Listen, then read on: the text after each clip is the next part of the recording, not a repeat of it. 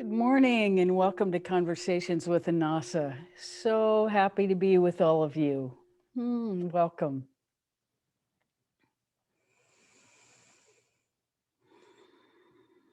So let's sit together for a few minutes and come into the same frequency. So take your attention inside. And today we'll use the Om as our mantra for gathering ourselves. So come into your heart center. The heart really needs some attention right now. Venus has combust the sun in the sky, so it's hard to get to our love. So breathe into your heart, and as you say Om, visualize that it's radiating out. The love is radiating out like dropping a stone into a pond, and it moves out in concentric circles as it expands within you and around you.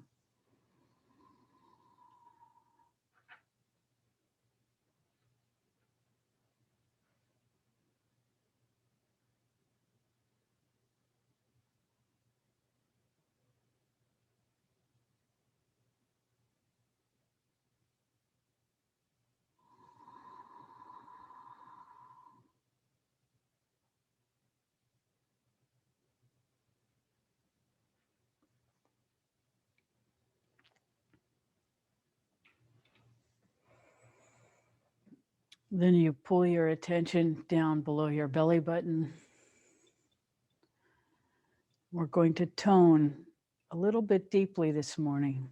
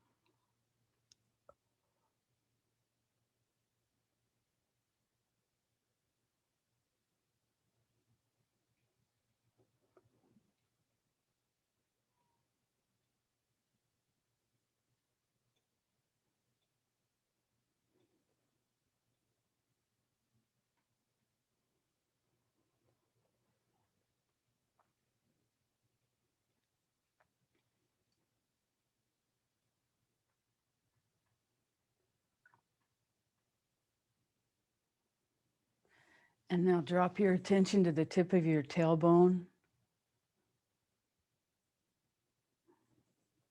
And you can tone with us or not, whatever suits you.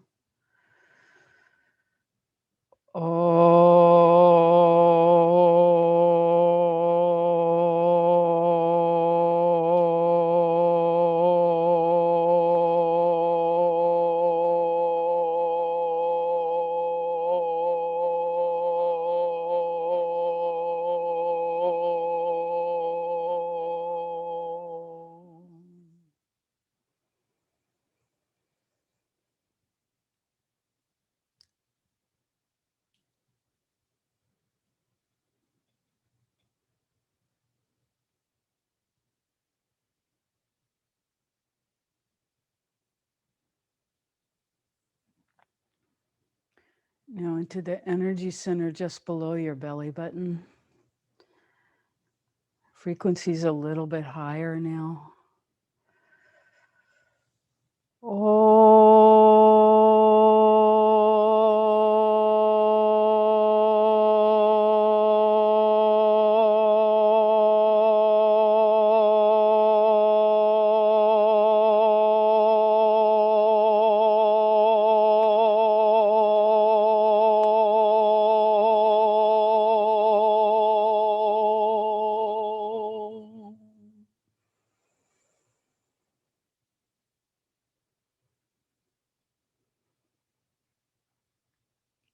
Now back to the heart, a little bit higher even.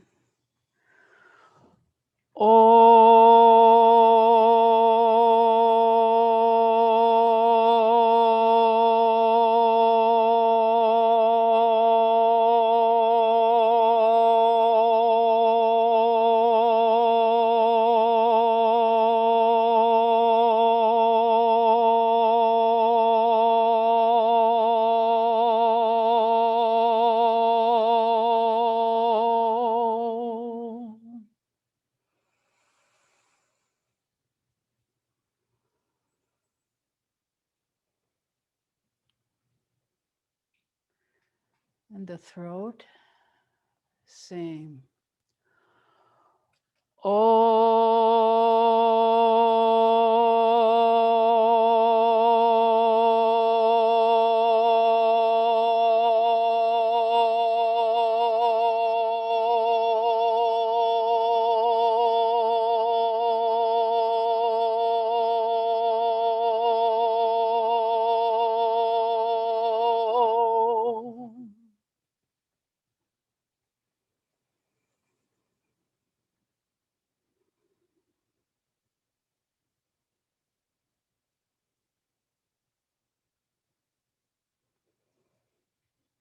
The third eye.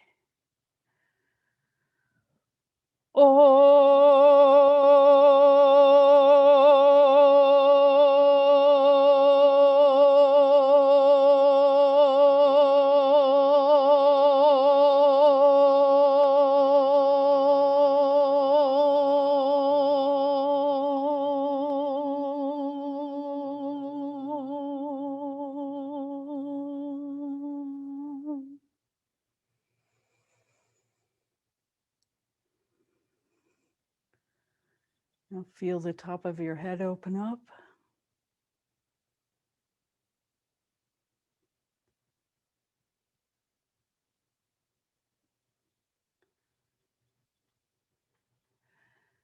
As the energy comes out in 360 degrees, circles down and back up your central channel. Follow that circulation with your breath for a few rounds. And it's fine to imagine it.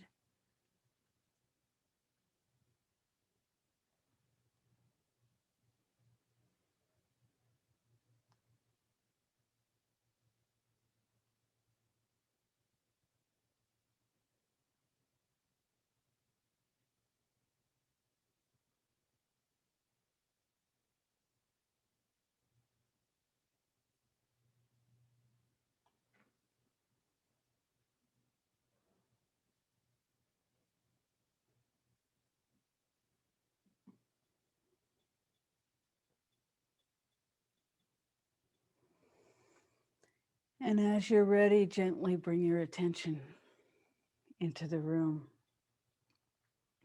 We're so happy to be with you this morning.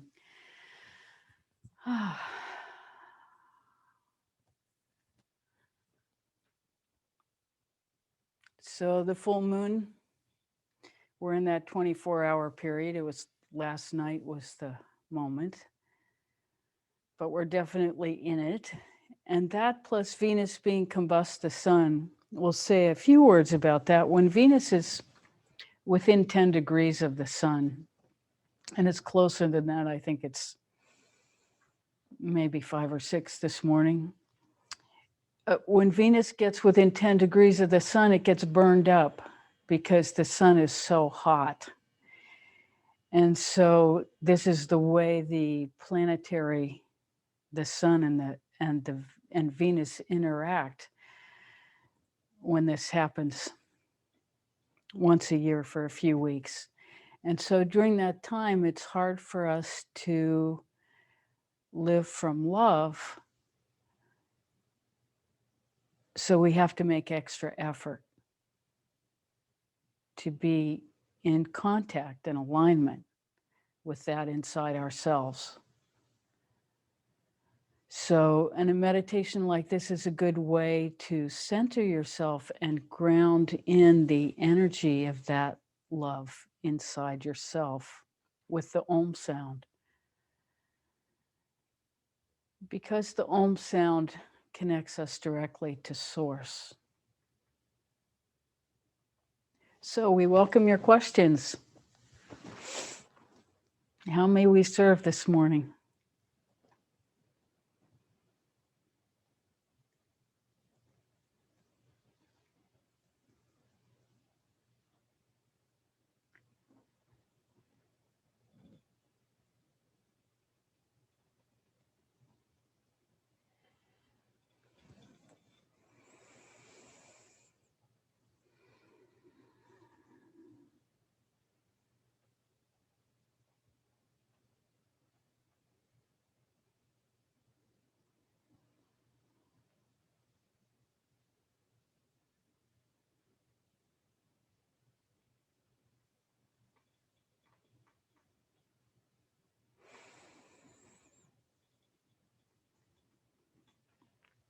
So we want to update a little bit about Ho'oponopono.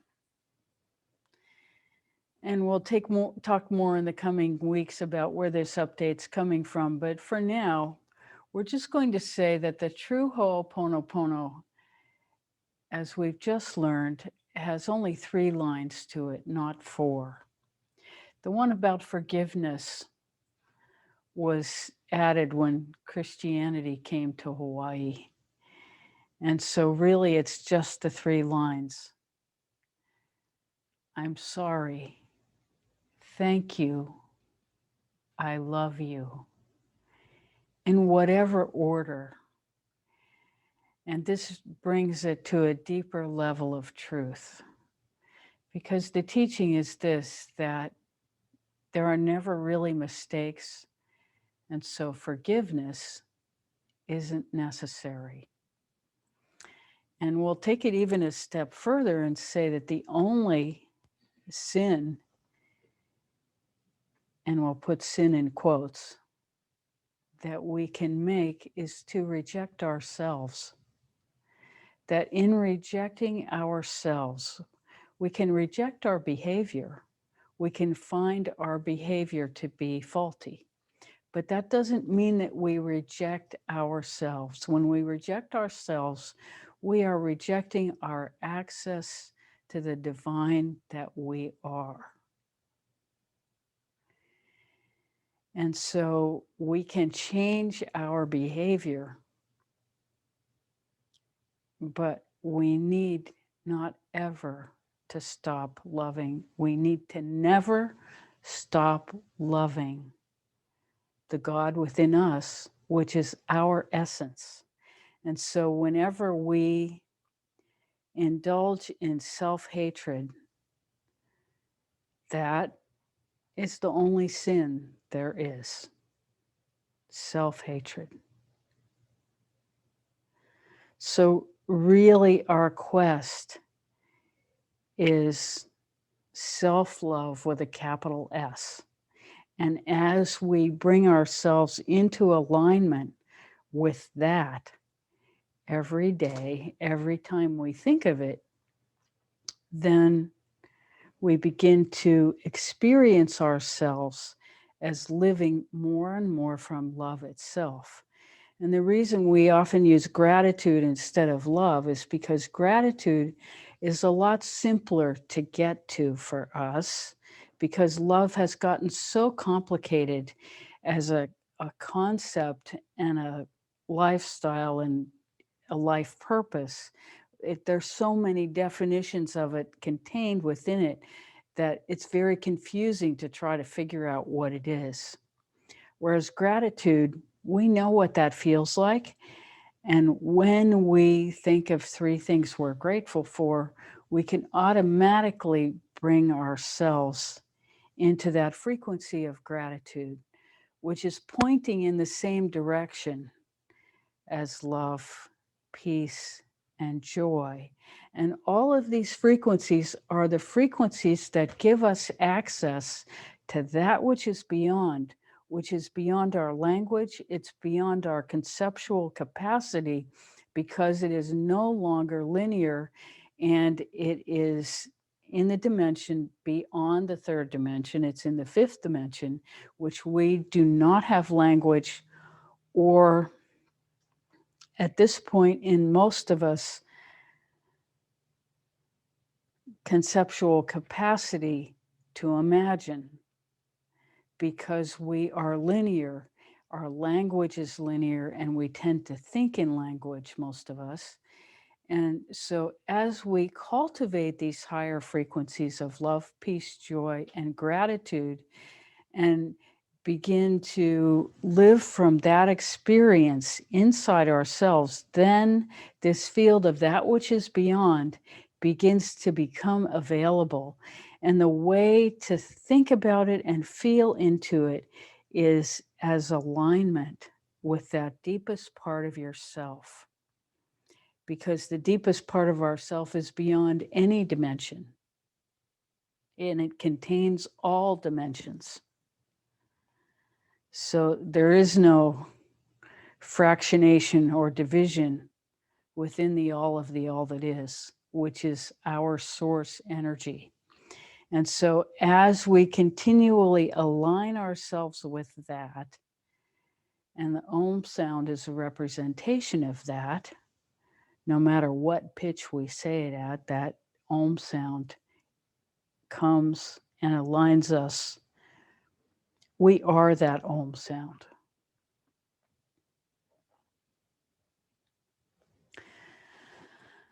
So we welcome your questions.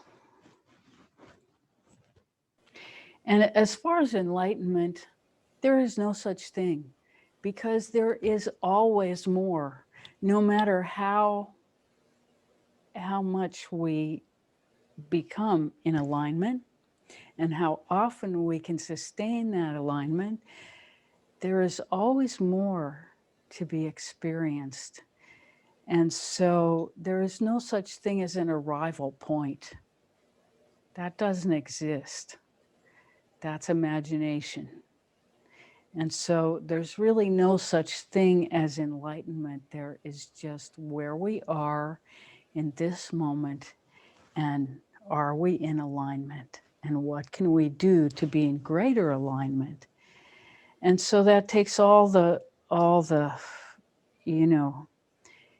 yes, it's a journey, but it's a journey of grateful appreciation as we come deeper and deeper into alignment with our being itself.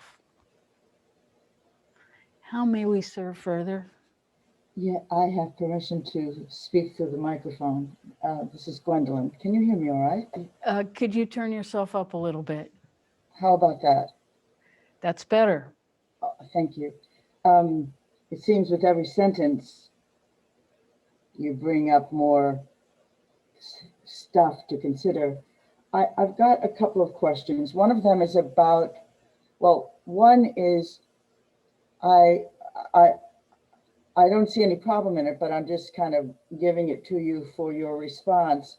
Alignment for me is a very linear, and I use embrace. I don't see anything wrong with that term, but maybe you do. But I feel the embrace, rather than a kind of hierarchy alignment thing. Um, I wanted to ask you about. Wait, could we address that first? Yes, please. Let's speak to that first. So the question is, can we use the idea of embrace rather than alignment? And of course, yes. And we don't use alignment as a linear idea, but as a concept that unifies the experience of central channel with oneness. That's what we mean by that. And that's the reason we use it.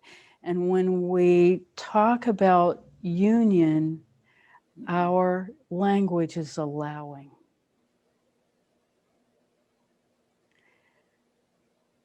And because embrace has a particular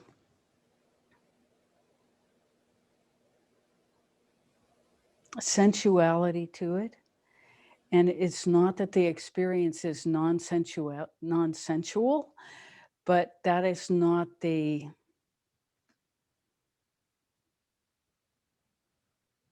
there is a point where that can become a limitation. We'll just say it like that. That allowing is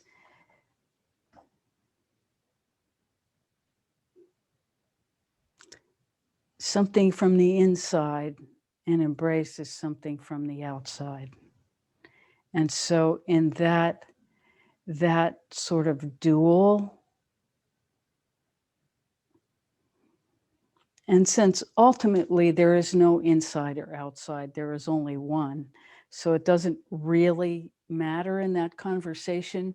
And so what we're looking for is the language that makes that alignment or union or allowing, that makes that accessible to each human being. That's what we're searching for in language, because understanding that everything beyond linear is very difficult to put into linear language. And so, in attempting to do that, in attempting to find language that speaks to all of humanity, we are careful in our choices, but this is our intention. We Thank hope you. that answers that part of your question. Next. Perfectly. Thank you. Thank you. Um, so when you mention, as angels and God often does, this love, peace, joy, um, it kind of, you know, it kind of sections itself. This is kind of what we were talking about the limitations of language.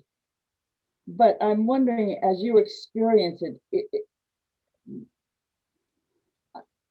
I can't say that when I'm in joy, I'm not in love because it feels like the wildness of love when I'm in joy. But when I'm in peace, that is different.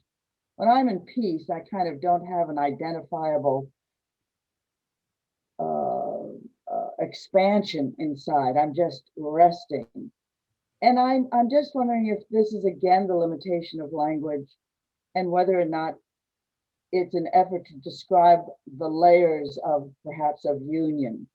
And I know this is a little bit of a kind of fussy question, but I'd love to have your take on it. Okay, the question is this, that peace feels different from joy. Peace has a quiet to it, and joy has a wildness, and joy contains love. And the truth is, for all of us, these experiences, the love, peace, joy, and gratitude is meant to create a quantum, Okay.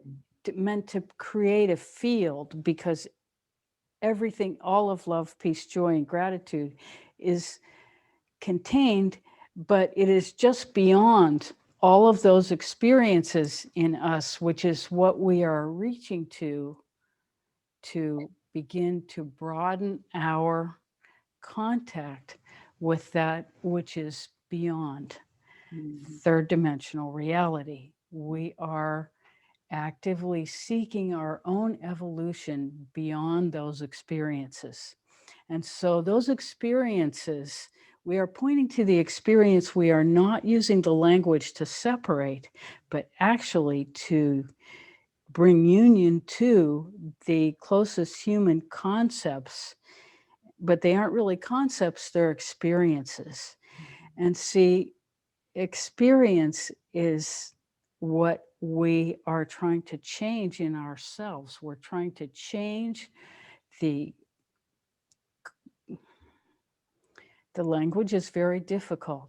We are trying to change our experience so that we live in a quantum field, and Mhm. from the awareness of a quantum field. And with linear language, you can only point. You cannot say, because the language cannot encompass the experience. Mhm. So this is the difficulty, and we really appreciate your questions because they land us dead center in the complication of trying to communicate something that cannot be put into language. And we always want to reduce it to something we can understand and hold and aspire to, and talk about and write about, and really it's the arts that come the closest to expressing that content, because they transcend the word. They transcend the spoken and read and conceptualized, and they take us into the field of experience of the beyond.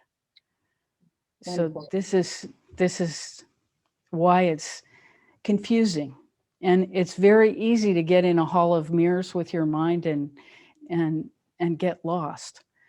So we want to point in that direction. And so these are completely valuable questions. For that reason, we honor them totally, and you for asking them. Is there more? Well, there is. I'd like to ask one more, and then if nobody asks after a very long period of time, I have a few more. I find the discussion so very interesting, and the connection with you, whom I have known on one dimension, and now I'm meeting on this completely marvelous other way. So I feel that you're an incredible resource for questions that have just been trotting around behind me for a very long time. This one is about Stephen Hawkins. I'm not afraid of death. I look forward to. I'm interested to see what. Wait, we're not hearing you. We were Okay, fine up to Stephen Hawkins, and then since then we thank did. you. Uh, so I find the whole thing of death and the transition very captivating and interesting, and I'm curious. And but I have to say, and this happened several years ago, that when Hawkins died, I was just slammed up against death in a new way. And I would love to have your reflection on this. For me, he was all mind. He was refinement. And, he kind of incarnated to show us that mind exists without the body. I want to know what happened to him when he left what was left of his body, because I felt this grief, and I don't feel grief at death. I just kind of, it's there. But with him, I thought, oh my God, he must be whole somewhere, because he represents such a level of refinement and the horizon. But I I don't know, and you do. What happens when you've reached that level of internal connectedness, whatever his emotional trials might have been? What happens when we die? Does that say exist in its essence and travel on, or just be a star? Maybe it becomes a star. I've heard so much stuff about that, and I thought the angels will know. So, how do we talk about this? First of all, your experience of grief. Do you mind if we address that? Yes, but it's particular about Stephen and my mother, Yes, yes. but We'll say only those two. we'll say generally about grief. What we say is grief is the love turned inside out. And in your case, we this may be a stretch and you can tell us, but what we see is that this is the love for the refinement of the mind. And your connection to it, you felt very strongly through him. Okay. So we want you to contemplate that. And so we will say about him and about everyone who passes is that every human being comes into this life with a blueprint that they designed themselves in contact, complete union with divinity. And our task in being human is to try to reveal to ourselves our own blueprint and be in alignment with that. This is truly what alignment is. And as we come into greater and greater alignment within ourselves, we automatically come into greater and greater alignment with our blueprint. And every human being comes in with a different blueprint, and they are not repeated. So every human being is different. And so the idea that we have to compete for resources or compete to express ourselves is completely false. We the task is to take our attention inside, and in cultivating our alignment with our highest, we are cultivating the alignment with the highest for humanity, which is the alignment with our blueprint. And if we all can come into a matrix of belief that is beyond this third dimensional reality, that actually is based in union, then the evolution of the entire of humanity, the collective of humanity, will occur as we all come into that, and we will be in a new dimensional reality. And so the reason that we are here speaking to you is to promote that evolution. So someone like Stephen Hawkins had a very clear blueprint that his life forced him into alignment with. He didn't have a lot of choices about where and how he was going to express himself. And he chose that particularly so that he would find his alignment in that refinement, which he attempted with everything he had to perfect. And so he also was, the word that comes to mind is complicit, although we don't know where that word came from. But in his time of death, he also chose that before arrival, and the method and all of that was decided long ago, long before it happened. And what happens is that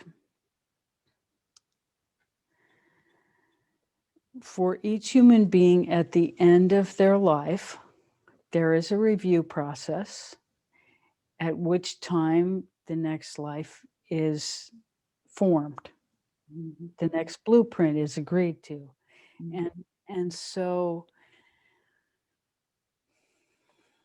that's what happens. Now, the way we've explained it and the way we all kind of understand reincarnation is in this linear, you've completed this, now you go to that, which is like grades, which of course is not the way it happens. That's just what our mind does because we're linear. So all of us have multiple timelines, lifelines that are occurring in not sequentially. We'll say it like that. And so what happens is as we come into greater and greater alignment and our sphere, as we come into greater and greater alignment, our sphere of influence and access expands. And so we begin to encounter other timelines which make the accomplishments of other lifetimes available. And so there is the possibility of union with another timeline, which makes and this we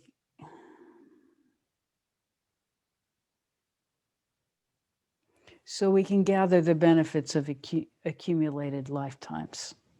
It's basically what we're saying about the possibility.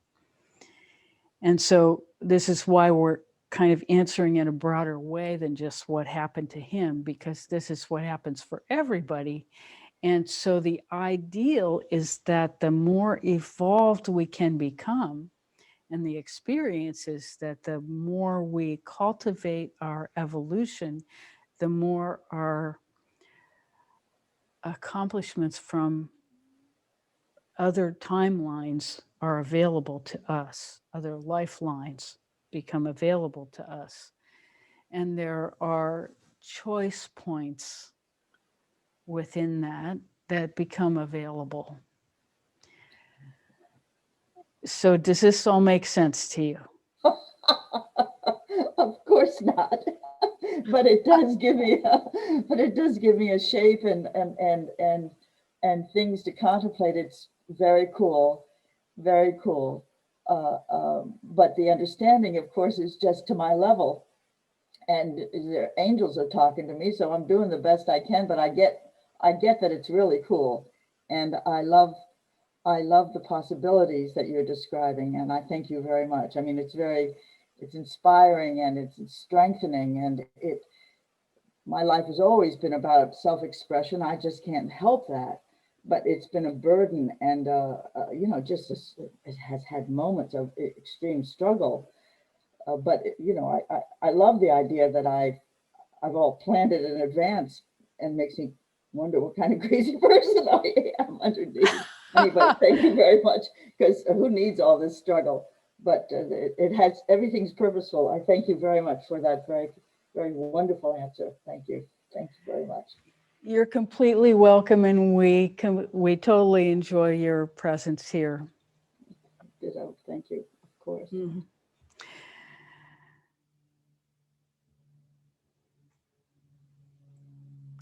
So, what we're hoping from these answers is that we want to say one more thing, and that is that all parts are welcome.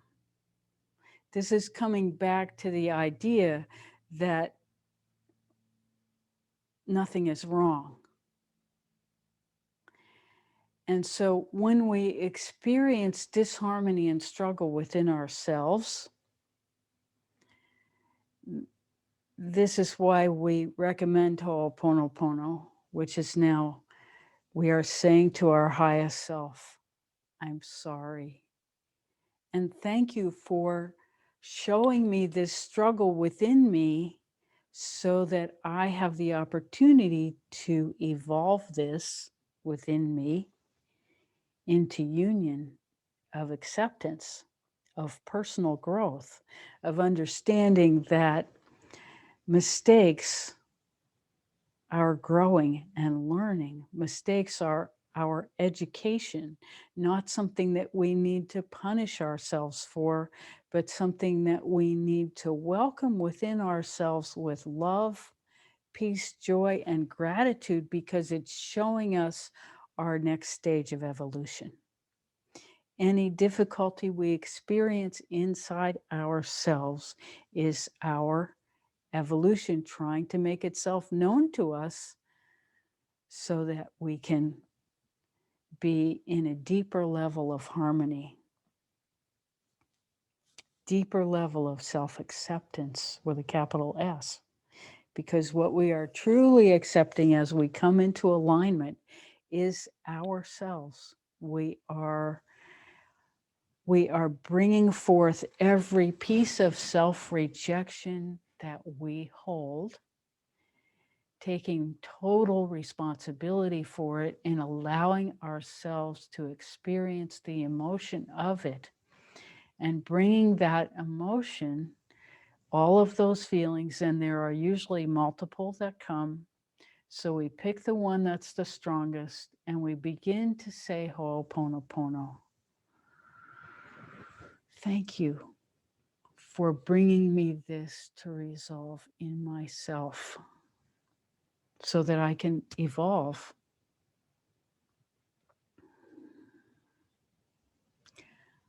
I'm sorry for this disunion.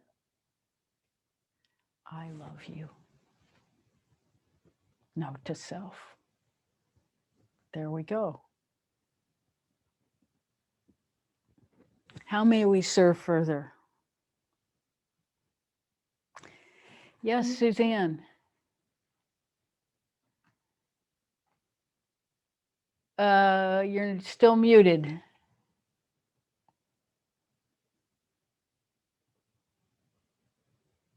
Still muted. There. There we go. Speak, Oh, please. good morning. Good morning. Say thank you to Gwen for asking those questions. And I want to say how much I'm interested in this type of discussion. I would like you to expand just a little bit more on the lifelines that may not be occurring sequentially. I think I understand that this may be the other life experience. Anyway, it's a little, I'd like a little more clarification if that's possible. So the question is more clarification about nonlinear lifetimes. So lifelines and lifetimes are sort of the same thing. Yes, we're using that language, lifetime and lifelines. We're using that language interchangeably. That helps. So first of all, we will say that time doesn't really exist. Yeah. Okay. Time is something linear that we have imposed on our reality and agreed to as a human collective, that our day will be broken up into these bits, and our night as well, broken up into these bits. And we all agree that when this ticking at a rhythmic level happens, then we call it 1 o'clock. And we all agree to that. Right. And we have figured out mathematically how to adjust our year so that we end up agreeing with ourselves in congruency and fixing it so that it appears to be fixed. Mm-hmm. And so we all agree in how these fixed segments of experience are timed. So we agree to time. Just because we agree about something in our matrix of belief does not mean that it's true. Right. So time doesn't really exist, especially when you get out of linear reality. There is no time. Time is a linear concept. And when you begin to look at the world from a quantum perspective, they are saying the same thing. Time does not exist. And so it's not necessary that we understand this, and it's not even really possible for the human mind to understand, but it does expand our awareness to contemplate that time doesn't exist, that it's just an agreement.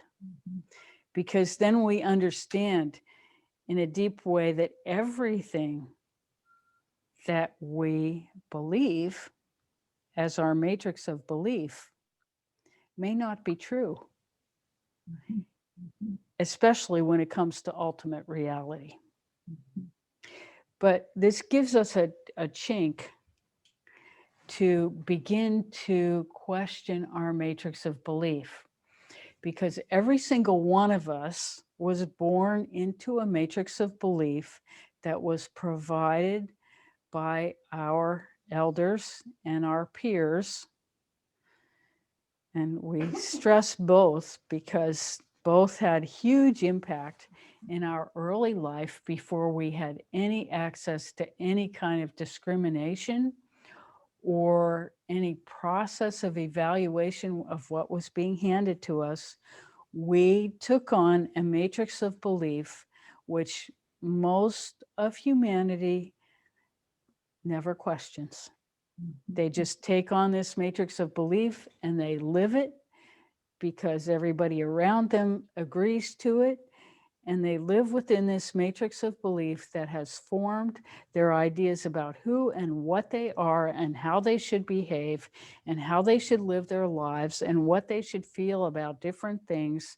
And most people never question that. And so they live from a matrix of belief that they take as their system of guidance without question.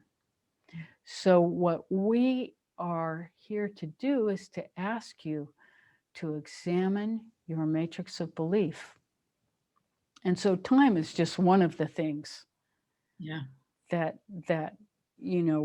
we accept as part of our matrix of belief. And we understand time so we can communicate to you about it, but we don't have it.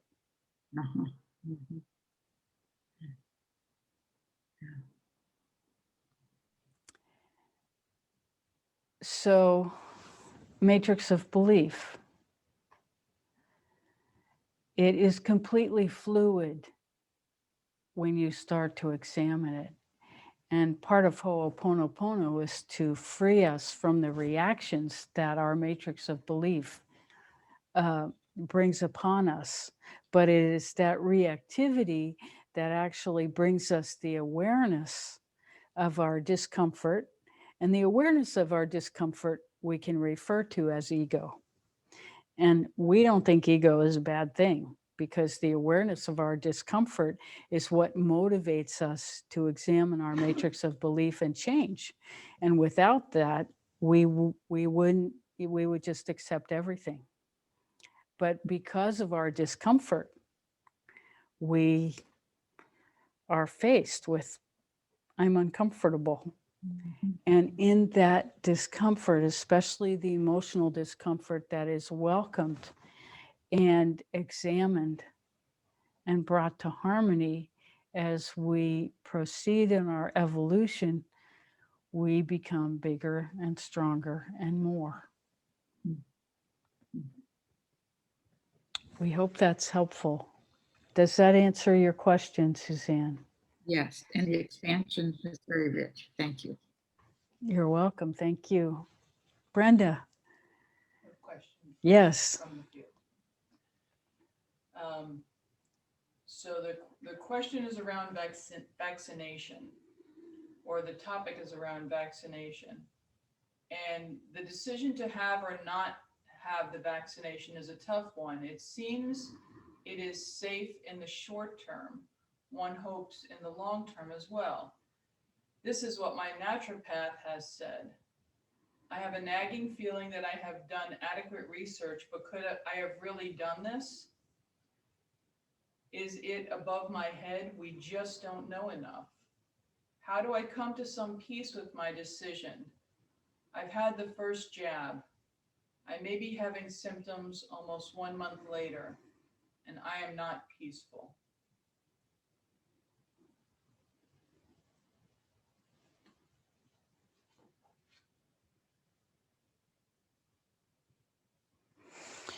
Well, we've been asked this question before, and our answer is this. Every human being is responsible for this decision personally. We will not make it for you. We cannot make it for you. It's a line that we cannot cross.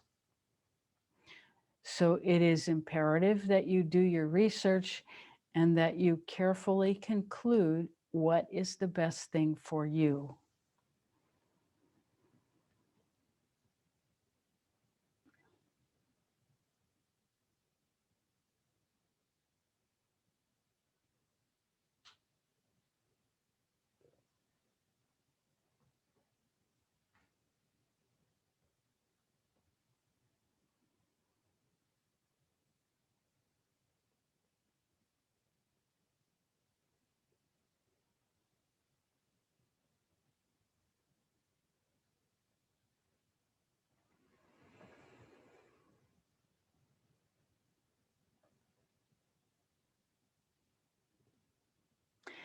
And this is the thing about being human.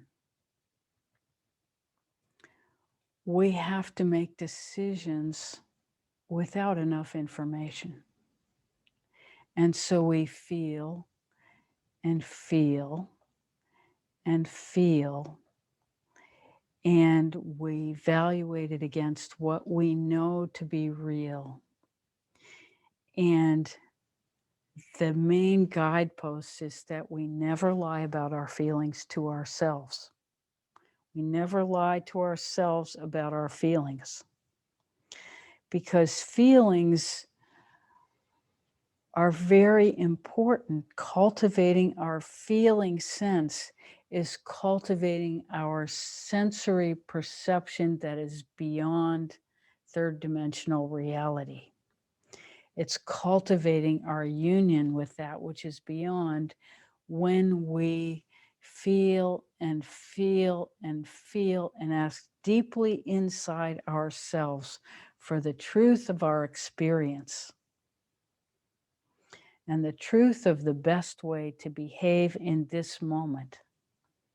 And as we cultivate that within ourselves, we are cultivating union. And then how to be becomes clear. And if we're not clear, we wait.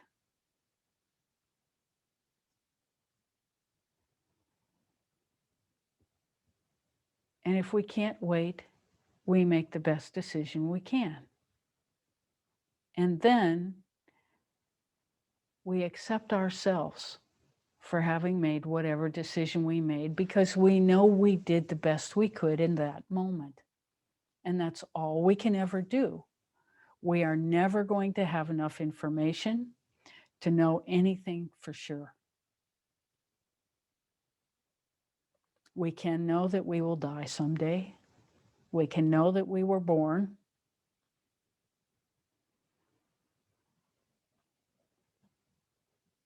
And we can feel in ourselves what truth is. We know truth by how it feels when we hear it. We know truth by how it feels when we know it. And as we cultivate that awareness, then we can become lovers of truth, which is the same as union. Because wisdom comes from dedication to truth. And truth comes from a kind of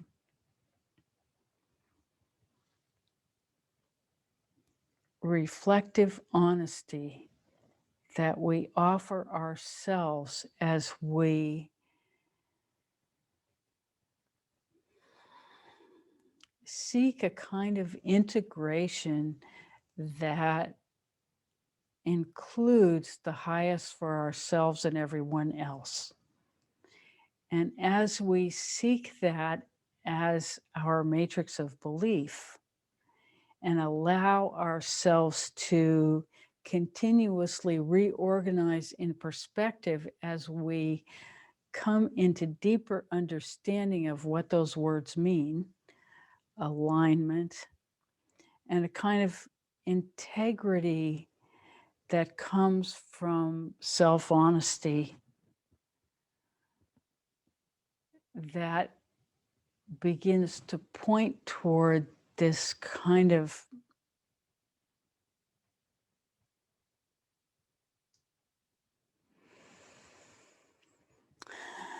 the words we're coming to are like autonomous truth, the truth that sets us free from our matrix of belief. As we begin to understand what union feels like, as we explore our inner and relationship to the whole.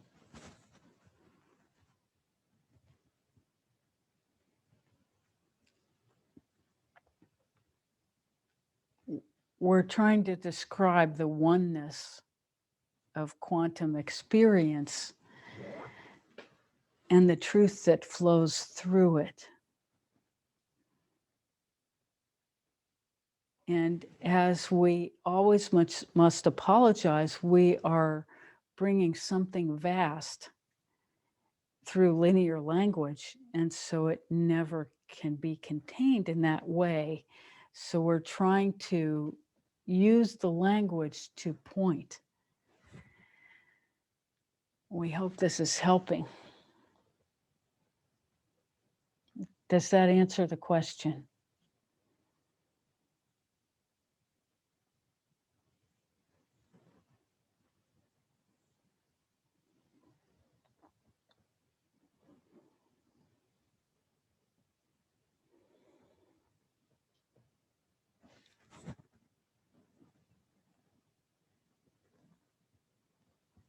How may we serve further? You have said that we need to embrace our fear and welcome it. I am struggling with how to do this. Instead, I try to push it away with thoughts of gratitude.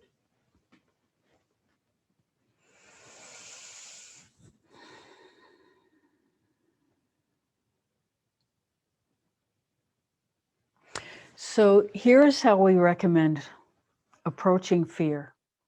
So you've identified that the experience you're having has as its base motivation from your perception at this moment as fear. So the first thing you do is say, "Thank you, fear, for coming. Let me check and see if my life is in danger." And you look around your surroundings. You look around you. Is my life in danger in this moment?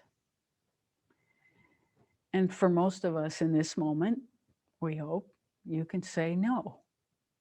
You say, okay, can I see anything that's endangering my life in the next 24 hours? Look around, and probably the same answer, no. So you've ascertained that. So now you can take your attention back inside. Say, hello, fear. I see that my life is not in danger in this moment. Thank you for coming. And then you breathe into that and you see if the fear is still there. So then you know the fear is about something other than your life being threatened in this moment. That's what you know so far. So you invite the fear and you begin to say, Ho'oponopono. Thank you. I'm sorry. I love you. And when you say these words, you're not just saying words, you are projecting feeling into fear. And so you mean it. You mean it with your feelings. So when you say thank you, you're saying thank you for bringing this to my attention as part of my evolution. Thank you. You feel gratitude, which gives you a little bit of room to experience the fear. And you can breathe into that room and the fear may begin to change. May not, but it may. So you experience that gratitude and the fear in the same breath because you truly are welcoming. You are grateful that the fear has come to be met with your gratitude and love and your sorrow, your sadness that this fear is what you are facing in this moment.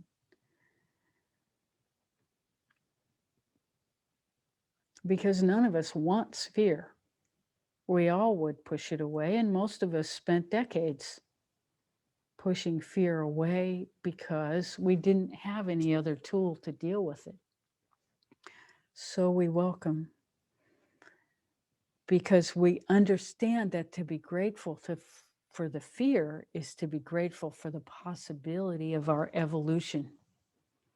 That's why we can experience fear and gratitude in the same breath.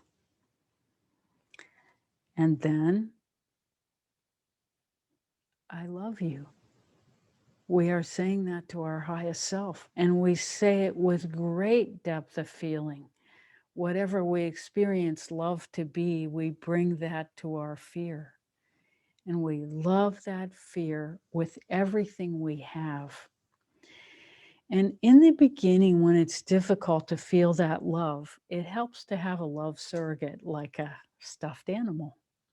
And you hold it close to you and you say, I love you. And you pour your love into that object.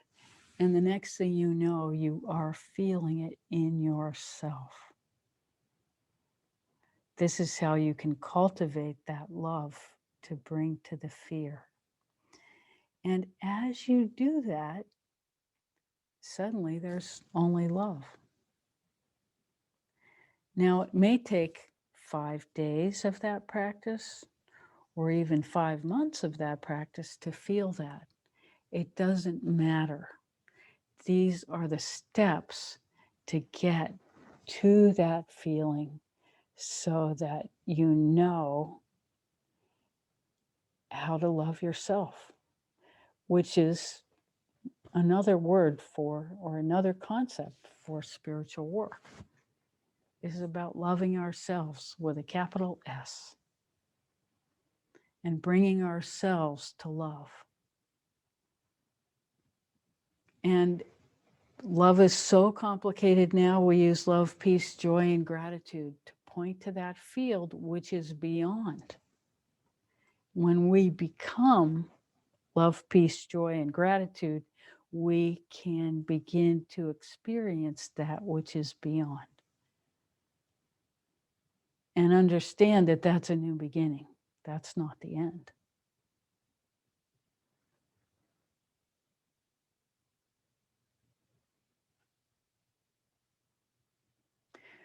We hope that answers your question. How may we serve further? We love this program. We are so grateful to be here and for your questions.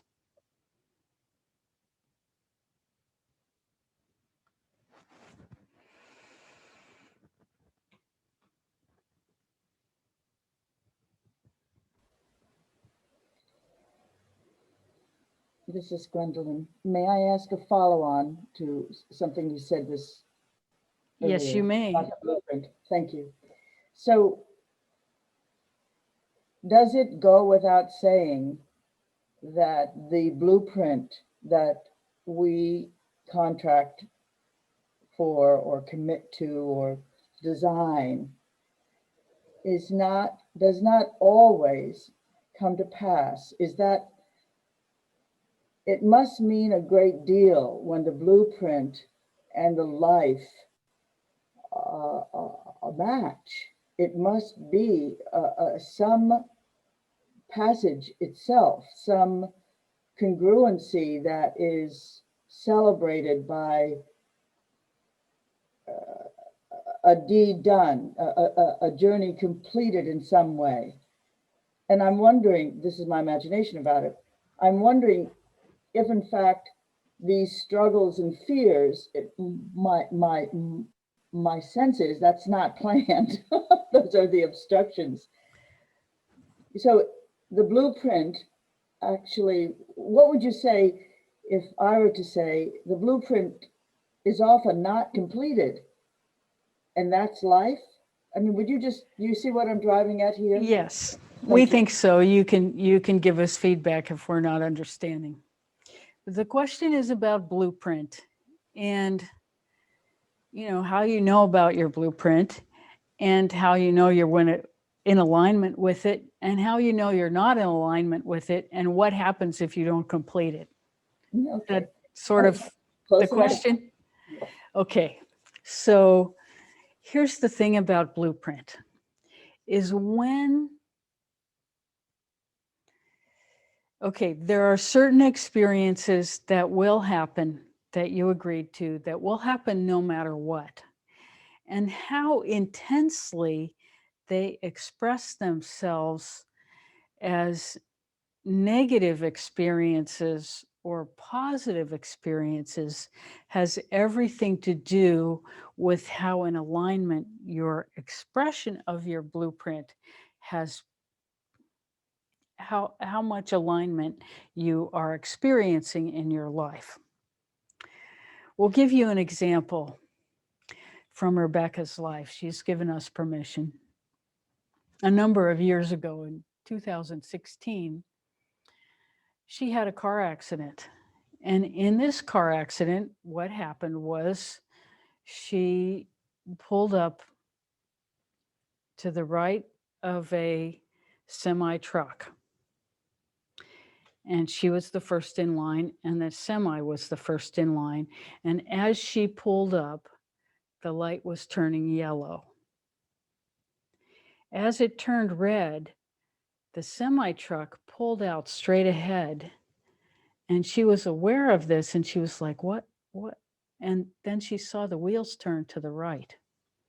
This was a semi truck, and she was in a Honda Civic, very close to the ground. She saw this happening. She hit the horn very loudly. The truck began to move. And she was like, oh my God, I'm going to get crushed by this truck. She reached for the seatbelt. She reached for the door of the car at the same time. And the next thing she knew, she was standing on the curb watching the semi crush the car, right where the driver's side window and the windshield combined was being crushed, right where she had been. So this was clearly an experience that was in her blueprint to happen. There was no avoiding the experience. But because of the work that she had done to cultivate her awareness, first of all, of her surroundings, no matter what was happening, she felt this happening. She knew that the only way out was out of the car. And because she had cultivated relationships with beings that could make that possible, it happened. The physics on this plane of why that happened are,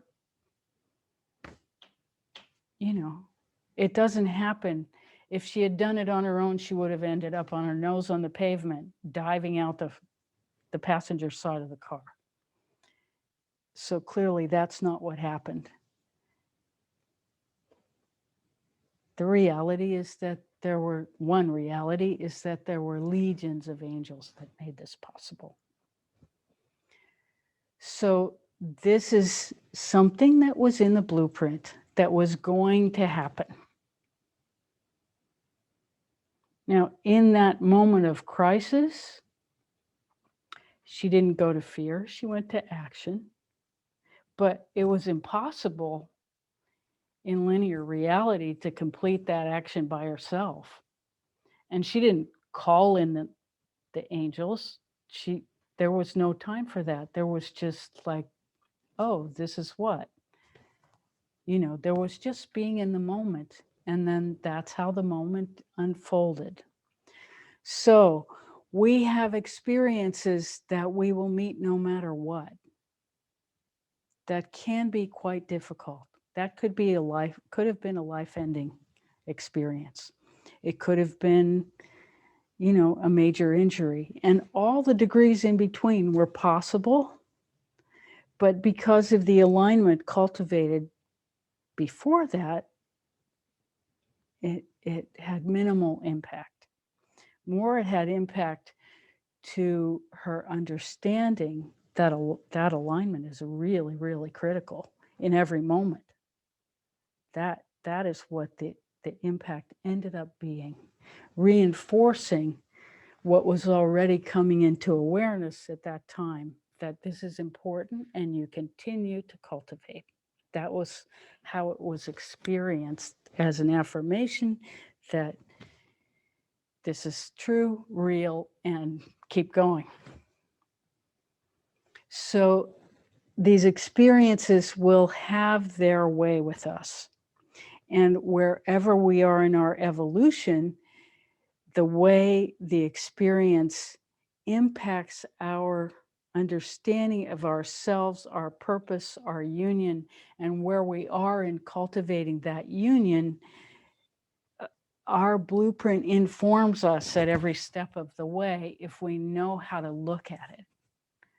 So this is an important question, and we're really grateful for it. Thank you. We hope we gave you some idea of what it's like across the different realities as we run into the major events of our blueprint.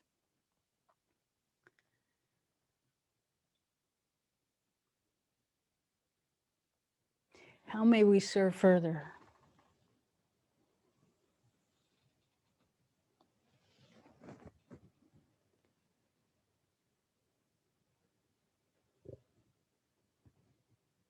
And understand that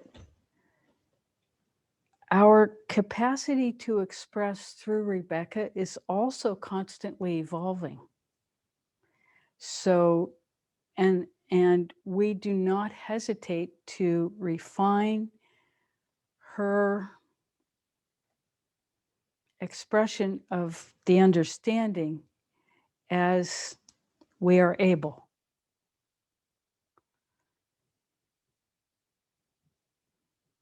So she may have said something a year ago that was diametrically opposed to what comes out today. And we hope that you will bring it forward so that we can elucidate further. This is all a process for every single one of us. No one ever arrives at a time or space when there's not process of evolution.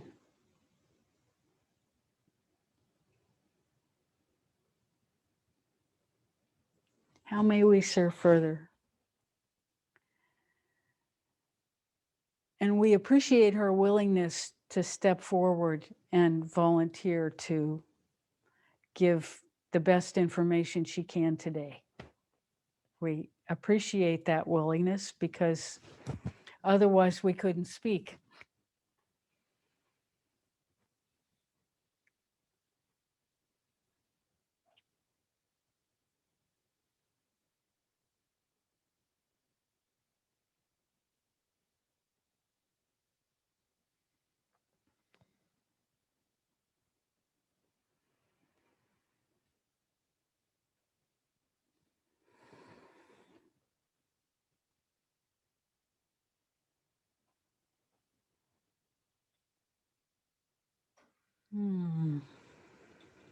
What else?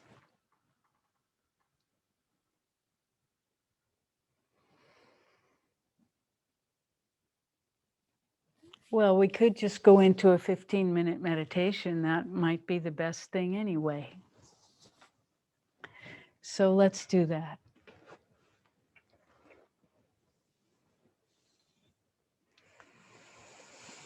So we want to bring you back to the meditation we started with the Om sound ringing through each of your energy centers. But this time we'll open our eyes and allow you to do the Om sound within yourselves. And we'll make ourselves available for connection. And you responsible for your inner cultivation as we communicate with you. So take your attention inside. Use your attention to align yourself with your highest, deepest in whatever way you wish. And we will project, allow. Our energy will come into the field and you are welcome.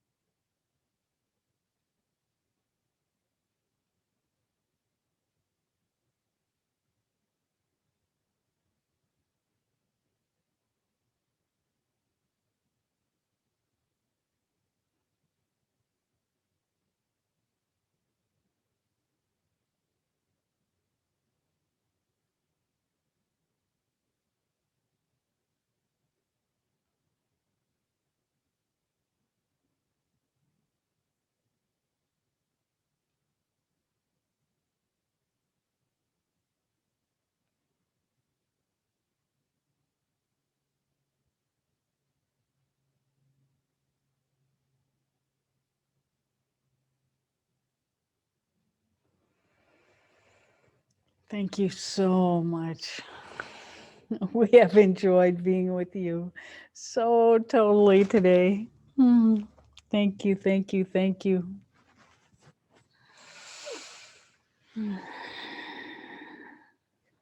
Till Wednesday night.